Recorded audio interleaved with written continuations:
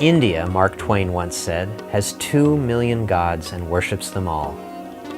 In religion, he quipped, all other countries are paupers. India is the only millionaire.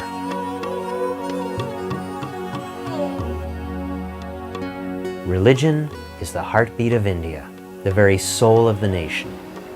It is as vital and natural to the people as the air they breathe. Whether it is the exuberance of a holy festival or a quiet prayer, religious faith flows through every aspect of life here as powerfully and mystically as the rivers flow across the land.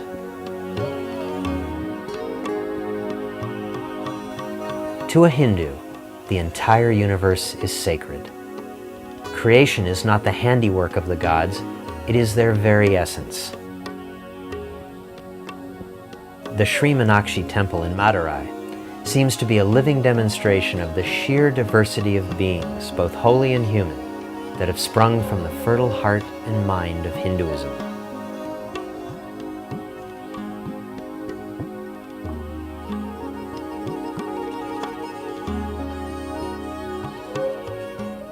The ability to quiet the mind and unify the spirit with the divine has always been considered a Hindu virtue.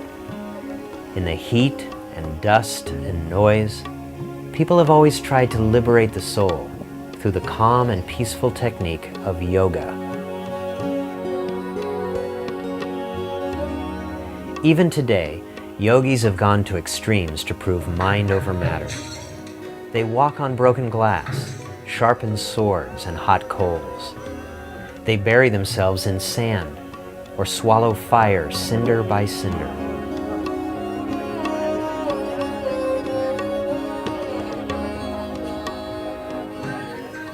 By dominating the passions and pains of the mind, the Hindu yogi can find inner peace and gain a degree of control over the universe.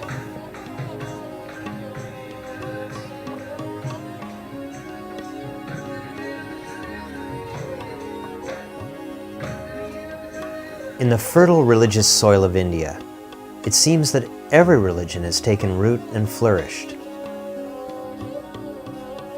Buddhism developed in northern India and descended from Hinduism. Christianity has 30 million followers, most of whom reside in the region of South India. Islam is the second largest religion in the country after Hinduism. But India's tolerant attitude has also allowed different and improbable faiths to intermarry and produce fascinating offspring, smaller religions which are captivating and mysterious. The Sikh religion is the most successful attempt to meld the Muslim and Hindu faiths into one coherent outlook. Sikhs believe that there is essentially no difference between Hindus and Muslims or any other people of faith. There is only one God, they proclaim, and He is the God of all. He is not found in a church or at a river, but in the heart and soul of every individual. I would like to think that we tend to be people who are pragmatic, and having shed our sort of warrior outlook, they are industrious people, etc., and are trying very hard to contribute to the country. They tell you to be a balanced man. Sikh faith says it is very easy to be a God. It is very more easier to be a devil, but it is very hard to be a human being. The spiritual center for all Sikhs is the Golden Temple in Amritsar in the Punjab. It's called the Golden Temple because the walls and Persian dome in the center of the tank are covered in gold. Contrary to the sometimes fierce appearance of the bearded, turbaned men, the Sikh faith is one of the most gentle and charitable on earth. Anyone in need can come and live for free at the Sikh temple in Amritsar. Accommodation and meals are given to all without regard for circumstance. Sikhs reject all forms of caste, and men and women of all backgrounds handle and prepare the food, care for the footwear removed by worshippers, and clean the temple on an hourly basis.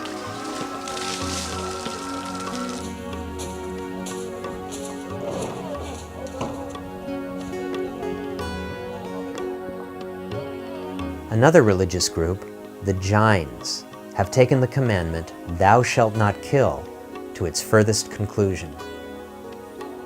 Founded in 500 BC, at roughly the same time as Buddhism, the Jains believe that all things, even inanimate objects, possess a soul, and therefore all life is sacred. Jains believe that whenever we eat anything, we are murdering it through ingestion. Killing something by accident is as sinful as if it was done purposefully. Devout Jains will not travel anywhere by car, lest they run over and kill something on the road. Some wear gauze masks over their mouths to avoid inhaling insects, and use feather brooms to sweep away any small creatures in their paths as they walk along. Devout Jains give up all material possessions and live their entire lives naked. Some attempt to starve themselves to death in their monasteries rather than consume any living thing. During meal times, Jains rigorously question the monks who feed them to determine the conditions in which the food was prepared. No animal can be killed in the preparation, and Jains will only eat fruits and vegetables which have fallen to the ground naturally.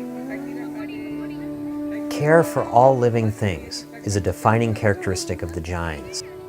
India owes its love of animals and its vegetarianism to the influence of the Jains. The Jains maintain an animal hospital in Delhi, where sick and injured birds are treated free of charge.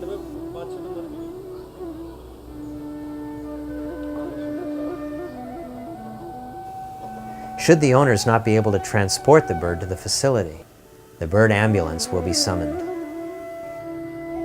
The Jains also maintain a hospital for insects in Ahmedabad and a home for retired cows in Gujarat.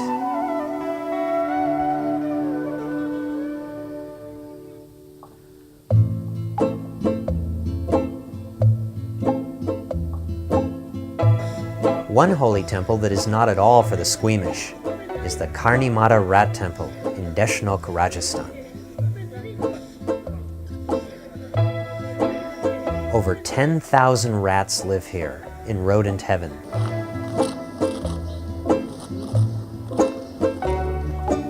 The rats are believed to be the temporary incarnations of mystics waiting to be reborn as divine men and women.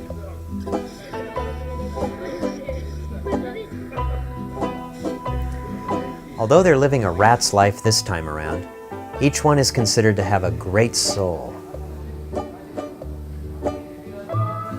To please them, the priests feed them delicious sweetbreads and cakes, and offer the sacred rodents fresh cow milk daily.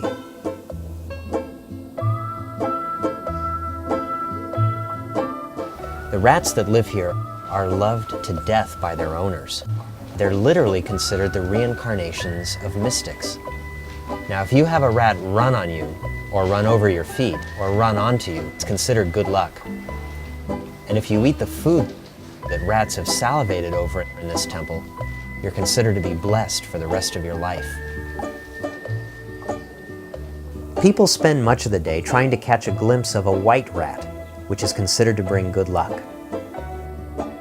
Some devotees even lie on the floor and attempt to lick rat saliva off the ground, as this act will guarantee lifetimes of good fortune.